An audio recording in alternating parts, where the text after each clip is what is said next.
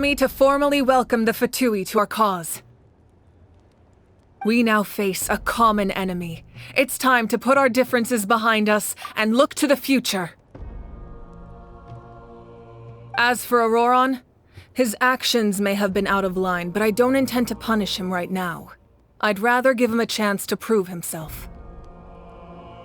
A magnanimous decision. We're back! Whoa.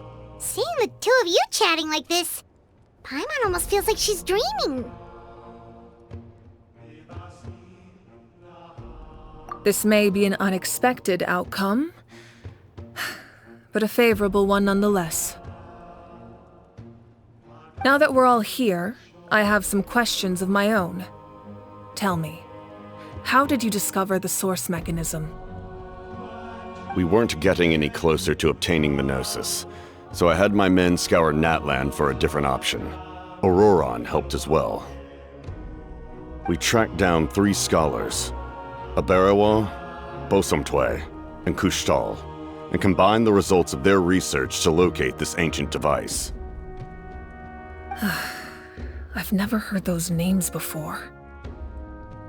Seems like my own investigation failed to locate some critical personnel. I'm just not sure how I missed them. Strange. Perhaps they simply live in seclusion.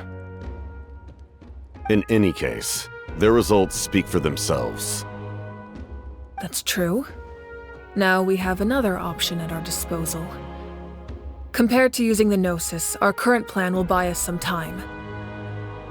And if all else fails, we still have this plan as a last resort, even though executing it will come at a heavy cost. But that means making everyone forget their past! We should definitely try to avoid it if we can.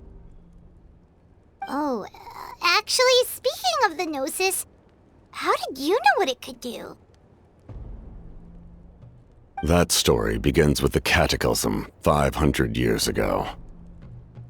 I failed to save Conria from the rampage of the Abyss. When the situation became unsalvageable, I fled to Natlan with the remainder of my platoon. Only to find that Natlan had fallen victim to the same tragedy. I defended this land for quite some time, and, in the process, met the chief of the Masters of the Nightwind, Aizu.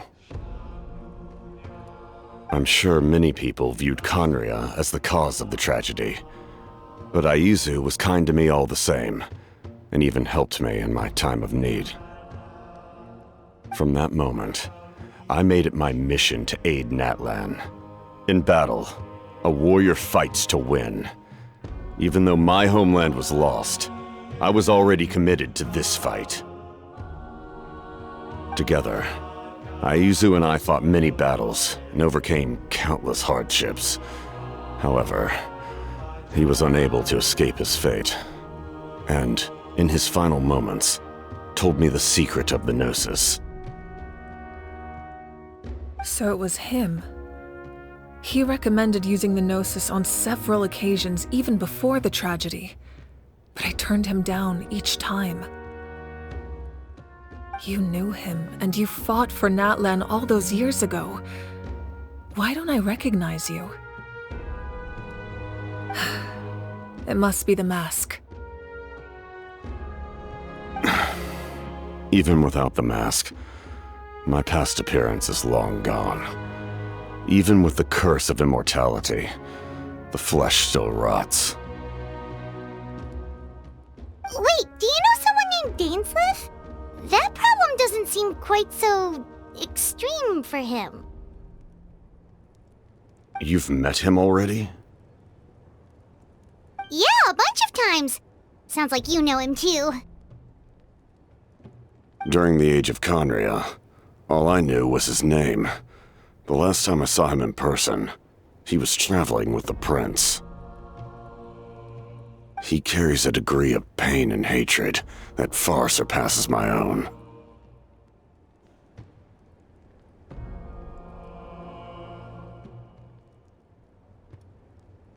Yes, you're the sister of the prince. Given the role I held in Conria, I would prefer not to harm you. Although, This is likely a self-imposed burden. If the prince saw me now, I doubt he would even recognize me. As for your question, I don't know how Dane managed to slow the deterioration of his body. My appearance is much changed, and that's not the only thing. Even my physical strength is a shadow of what it once was. I would have never known. During our battle, it felt like I was fighting against the pinnacle of human strength. And I still lost. I deserve no praise for that outcome. Still, it's a shame we never faced off 500 years ago.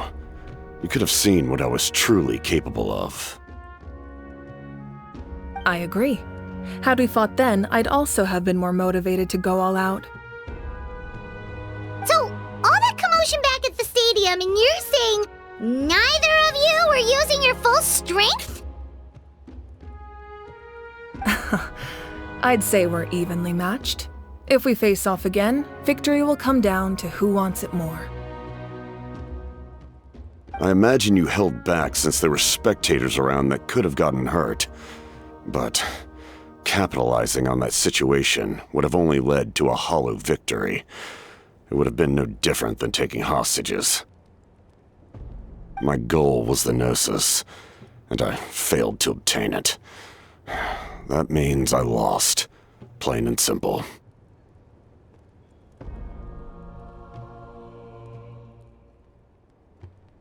Her Majesty the Tsaritsa allows every Harbinger the freedom to pursue the meaning of their existence. When the time comes, that freedom can take precedence over her orders. That's why our methods can be so radically different, despite sharing the same goal and the same sovereign. I needed the Gnosis because I came here to save Natlan. That was my primary motive. Once Natlan is saved, if the Gnosis still remained in my possession, I could bring it back to Snezhnaya. My decision regarding the Gnosis will not change, so let's focus on the Abyss for now. Right! What happens when all 6 heroes are together?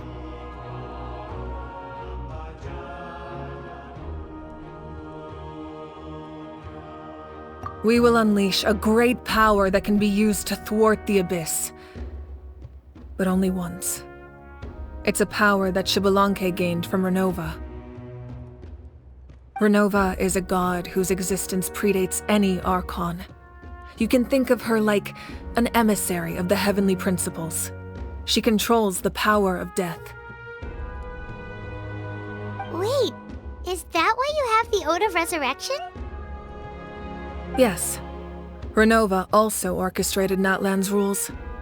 As for the Divine Throne, like I said before, when a human ascends to the Divine Throne, their inner flame will awaken. The size of the flame depends on the person's potential. The same principle applies to the ruler of Death's power, with one notable distinction. The amount of power inherited will not change depending on your ability to tolerate it. In other words, it's a kind of power that not everyone can withstand. But if you survive the trial, you will gain unprecedented strength, and the ability to harness powers more formidable than any archon. That still sounds really risky. We cannot walk this path without accepting risk.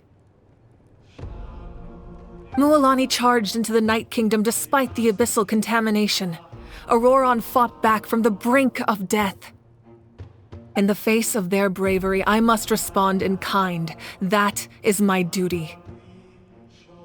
Spoken like a true leader. All right, that's enough for one day. You should head back and get some rest. I'm sure you're exhausted. The Abyss will likely sense the change in Auroron. It's possible the frequency of the attacks will increase. There are many challenges to come, so we need to be prepared. When you put it that way, Paimon feels even more exhausted.